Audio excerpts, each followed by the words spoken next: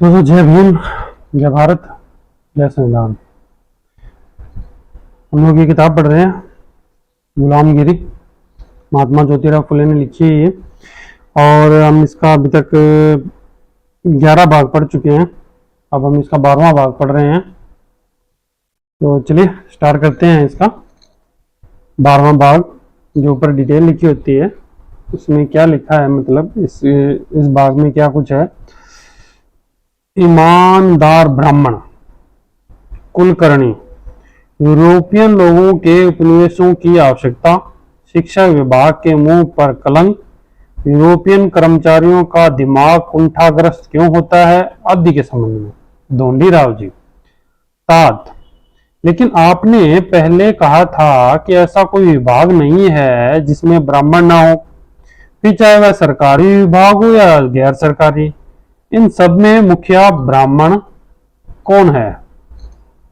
ज्योतिराव जी, ये सरकारी पटवारी वतनदार ब्राह्मण कुलकर्णी हैं।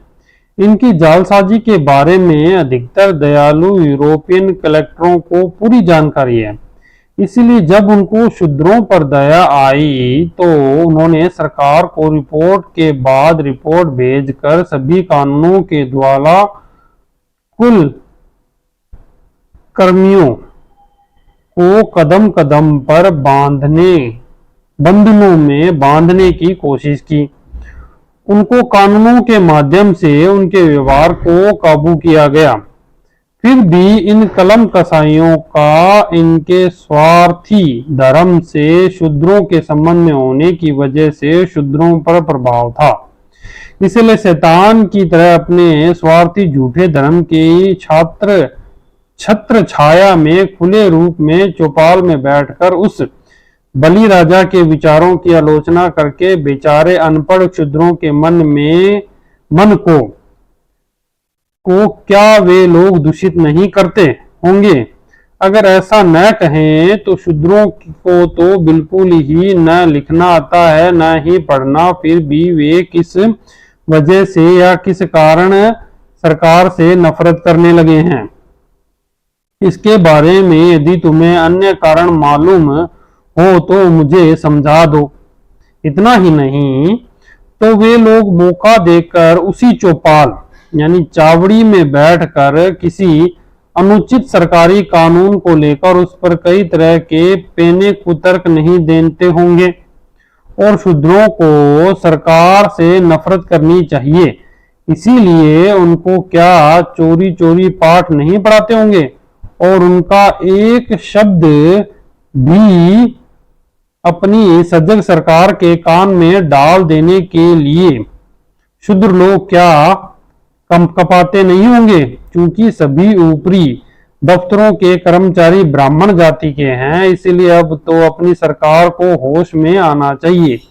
सबसे पहले हर एक गांव में अंग्रेज या स्कॉच गृहस्थ को उनके निर्वाह योग्य परंपरागत खेतों को इनाम में देकर उन्हें उपदेशकों का काम सौंपना चाहिए। साथ में यह हिदायत भी कि वे उस गांव की हकीकत के बारे में साल में एक रिपोर्ट सरकार को भेजते रहें। इसका कानून बनवाकर बंदोबस्त किया गया तो भविष्य में नाना पेशवा जैसे ब्राह्मण को किसी प्रकार का विद्रोह करने की बात ध्यान में आई और उसने किसी पीर पैगंबर से मन्नत मांगी या उसने किसी शिवलिंग की यात्रा करके उसके द्वारा स्वादिष्ट भोजन खिलाने की बजाय चमत्कारिक ढंग से तैयार की गई रोटियां गांव में पहुंचाकर वह प्रसाद शूद्रों को खिलाकर सरकार के विरुद्ध विद्रोह करवाने की बात सूझी तो इन पटवारी वतनदार कुलकर्णियों की एकता बिल्कुल काम नहीं आएगी। ऐसा किए बिना शूद्रों का अस्तित्व ही नहीं रहेगा, उनके पांव इस धरती पर नहीं टिके रहेंगे। इतने ही नहीं, जब वे यूरोपियन उपदेश शूद्रों को सही जानकारी देंगे और इनकी आंखें खोल देंगे तो ये लोग इन ग्राम राक्षसों के नजदीक भी नहीं फटकेंगे। दूसरी बात यह है कि सरकार को अपने ग्राम कर्मचारी यानी नौकर, पटेल, चौधरी से लेकर कुल कुलकर्णियों तक के काम की परीक्षा लेनी चाहिए और इस तरह के महत्वपूर्ण कामों को एक ही जाति, यहाँ पे कुलकर्णी का मतलब क्या है, कुलकर्णी कर्णिक, पटवारी, तलाटी आदि शब्द समानार्थक है। गांव के चौधरी या प्रधान का कारकुन, गांव की जमीन और उसके लगान का हिसाब रखने वाला एक छोटा सरकारी कर्मचारी। कुल का मतलब जमीन का हिस्सा और कर्ण का मतलब मेहनताना। उस समय ऊंची जाति के लोग कुलकर्णी, पटवारी आदि होते थे। आज ब्राह्मणों द्वारा कायस्थों में कुलकर्णी कर्णिक सरे नाम कुल नाम है। तो इसमें कुलकर्णी इस तरह, तो इसको इसमें दोबारा पढ़ देता हूं मैं। दूसरी बात यह है कि सरकार को अपने ग्राम कर्मचारी, नौकर, पटेल, चौधरी से लेकर कुलकर्णियों तक के काम की परीक्षा लेनी चाहिए और इस तरह के महत्वपूर्ण कामों को एक ही जाति या विशिष्ट जाति के लोगों के हाथ में नहीं सौंपना चाहिए। इसका परिणाम यह होगा कि फौज की तरह इस काम में कुछ विशेष अधिकार की बात पैदा नहीं होगी, बल्कि उसका पूरी तरह से प्रबंध हो जाएगा और सभी लोग पढ़ने लिखने की इच्छा पैदा होगी। हमारी दयालु अंग्रेज सरकार को चाहिए कि शिक्षा विभाग का फिजूल खर्च एकदम बंद कर दे और यह सारा पैसा कलेक्टर के खाते में जमा कर दे। फिर हर यूरोपियन कलेक्टर की ओर से जोराविस साहब की तरह किसी प्रकार का पक्षपात न करते हुए सभी जाति के प्रतिभावान मेधावी छात्रों में से कुछ छात्रों का चुनाव करके उनको केवल साधारण खाना और कुछ कपड़ों की व्यवस्था करके उनके लिए हर कलेक्टर साहब के बंगले के पास पाठशाला चलानी चाहिए और उन छात्रों को पटेल, कुलकर्णी तथा पंतोजी यानी पटवारी, पुलिस, पटेल, ग्राम सेवक आदि के काम की ट्रेनिंग देकर फिर परीक्षा लेकर इस तरह के काम सौंप देने चाहिए। इसका परिणाम यह होगा कि ये लोग सभी ब्राह्मण कुलकर्णियों की एकता के लिए बदनाम नाना पेशवा जैसे ब्राह्मणों के काम नहीं आएंगे, बल्कि जो लोग शूद्रों को फंसा करके उनके खेत वतन हड़पते हैं, उन लोगों से हर तरह के झगड़े करवाते होंगे, उनको वैसा करने के लिए वक्त ही नहीं मिलेगा। आज तक लाखों रुपया शिक्षा विभाग के माध्यम से खर्च हुआ है, फिर भी उससे शूद्र समाज की संख्या की तुलना में उनमें विद्वानों की संख्या नहीं बढ़ सकी। इतना ही नहीं, महार, मातंग और चमार आदि जातियों में से एक भी पढ़ा लिखा कर्मचारी दिखाई नहीं देता है। फिर यहाँ बीए या एमए पढ़े लिखे लोग दवा के लिए भी नहीं मिलेंगे और अपनी सरकार के इतने विशाल शिक्षा विभाग के गोरे चेहरे पर इन काले मुंह वाले ब्राह्मण पंडितों ने यह कितना बड़ा कलंक लगाया है। अरे यह कड़वे करेले हमारी सरकार ने इतने घी में तलकर शक्कर में घोलकर पकाए, फिर भी उन्होंने अपनी जाति स्वभाव नहीं छोड़ा और अंत में वे कड़वे करेले की तरह कड़वे ही रहे। ढोंडीराव जी। तात, आपका कहना सही है, लेकिन ये कुलकर्णी अनपढ़ क्षुद्रों की भूमि यानी वतन को किस प्रकार का फंदा डालकर हड़पते हैं। ज्योतिराव जी, जिन शूद्रों को पढ़ना लिखना बिल्कुल भी नहीं आता, ऐसे अनपढ़ शूद्रों को ये कुलकर्णी कोसते रहते हैं और फिर उनके साहूकार होकर उनसे जब गिरवी खाता लिखवा लेते हैं, वे अपनी जाति के अर्जन वीस से मिलकर उनसे ऐसी शर्तें लिखवा लेते हैं जो उन शूद्र किसानों के खिलाफ हों और कुलकर्णी साहूकार के फायदे की हो। जो शर्तें लिखी जाती हैं उनको न पढ़ते गलत सलत बातें पढ़कर सुनाई जाती है। उस कागज पर उनके हाथ के अंगूठे के निशान लगवाकर अपनी बही खाता पूरा कर लेते हैं। फिर कुछ दिनों के बाद जालसाजी से उन शूद्रों की जमीन जायदाद लिखी गई शर्तों के अनुसार हड़पते होंगे कि नहीं। ढोंडीराव जी। तात, आपका कहना बिल्कुल सही है, ये लोग जाति से ही कलम कसाई है, लेकिन ये लोग शूद्रों में किस प्रकार के झगड़े पैदा करते होंगे।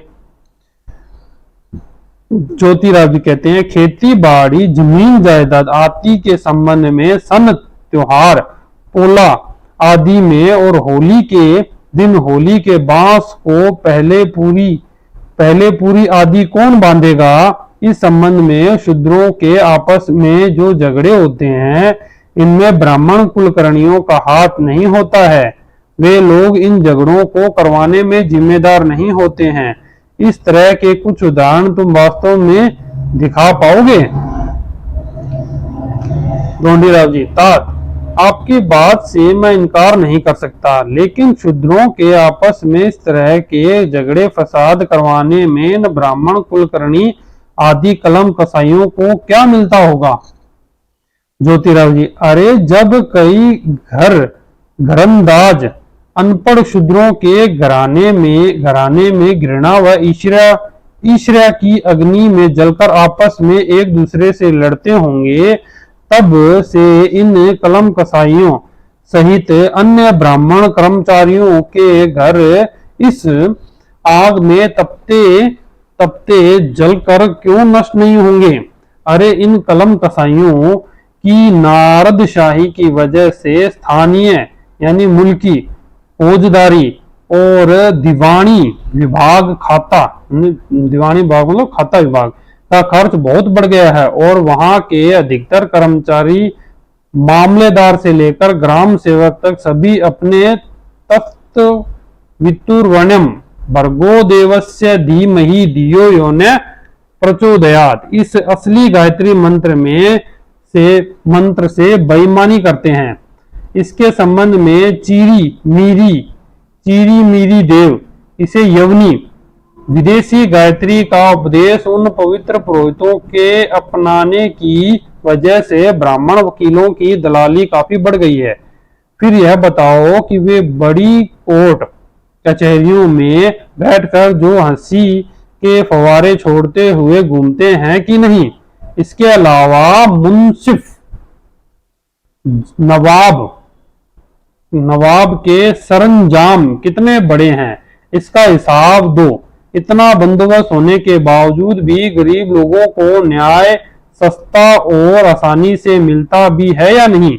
इस वजह से गांव खेड़ों के सभी लोगों को मिलाकर एक कहावत प्रसिद्ध हुई है। वह कहावत है कि सरकारी विभागों से अपना काम करवाना हो तो काम करने वाले ब्राह्मण कर्मचारियों के हाथ में अमुक तुमक दिए बगैर वे हम जैसे गरीबों के काम को हाथ ही नहीं लगाते।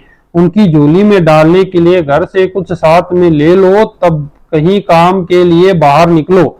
ढोंडीराव जी तात यदि ऐसा ही होता है तब तो गांव खेड़ों के तमाम शूद्र लोगों को यूरोपियन कलेक्टरों से अकेले में मिलकर उनको अपनी शिकायतें क्यों नहीं करनी चाहिए। अकेले में मिलकर शिकायतें क्यों नहीं करनी चाहिए। ज्योतिराव जी क्या कहते हैं अरे जिनको बैर की गांठ किधर है यह तक मालूम नहीं है, ऐसे डरपोक खिलौनों को ऐसे महान कर्मचारियों के सामने खड़े होने की हिम्मत कैसी होगी और ये लोग अपनी शिकायतें सही ढंग से उनके सामने क्या बता पाएंगे।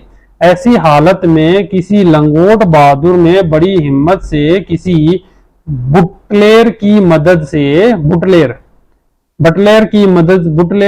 से यूरोपियन कलेक्टर से अकेले में मिलकर उनके सामने खड़े होकर यह कहे कि ब्राह्मण कर्मचारियों के सामने हमारी कोई सुनवाई नहीं होती, तब इतने चार शब्द कहने की इन कलम कसाईयों को भनक भी लग गई तो समझ लो हो गया उसका काम तमाम। फिर समझो कि उस अभागे आदमी के नसीब ही फूट गए, क्योंकि वे लोग कलेक्टर कचहरी के अपनी जाति के ब्राह्मण कर्मचारी यानी बाबू से लेकर रेवेन्यू के या जज के ब्राह्मण कर्मचारी तक सभी उस यवनी गायत्री की वर्दी घुमा देते हैं। फिर आधे कलम कसाई तुरंत हर तरह के दस्तावेजों के साथ पुरावे से लेकर वादी के गवाह बन जाते हैं और आधे कलम कसाई वादी के विरुद्ध हर तरह के दस्तावेजों के साथ पुरावे लेकर प्रतिवादी के गवाह बन जाते हैं। ये लोग उनके झगड़े में इतनी उलझन पैदा कर देते हैं कि उसमें सत्य क्या है यह पहचान पाना भी मुश्किल हो जाता है। इस सत्य को खोज निकालने के लिए विद्वान यूरोपियन कलेक्टर और जज लोग अपनी सारी अकल खर्च देते हैं, फिर भी उनको छिपे हुए रहस्य का पता नहीं चलता और न ही कुछ हाथ लगता है, बल्कि वे उस शिकायत करने वाले लंगोटधारी को ही यह कहने में लज्जा का अनुभव नहीं करते कि तू ही बड़ा शरारती है, और अंत में उसके हाथ में नारियल की खाली टोकरी देकर उसको फजीहत होने के लिए घर भेज देते होंगे कि नहीं। अंत में ब्राह्मण कर्मचारियों को इस प्रकार की प्रवृत्ति की वजह से कई गरीब किसान शूद्रों के मन में यह बात आती होगी कि यहाँ हमारी किसी शिकायत पर कोई सुनवाई नहीं होती, इसीलिए बड़ी मजबूरी में आकर उन्होंने अपनी ही खुदकुशी की होगी कि नहीं। इनमें से कई लोगों ने डाकू और लुटेरों का जीवन अपनाया होगा और अपनी ही जान को तबाह किया होगा कि नहीं। इनमें से कईयों के मन मस्तिष्क में असंतोष की भावना बढ़ उठी होगी और फिर वे पागलपन के शिकार बन गए होंगे कि नहीं। इनमें से कईयों ने अपनी दाढ़ी मूछें बढ़ाई होंगी और अधपगले होकर रास्ते में जो भी कोई मिल जाए उसको अपनी शिकायतें सुनाते कहते होंगे कि नहीं। तो यहीं पर इसका नाम ये 12वां भाग पूरा हो गया। नेक्स्ट टाइम हम इसका 13वां भाग पढ़ेंगे। तब तक के लिए जय भीम, जय भारत, जय संविधान।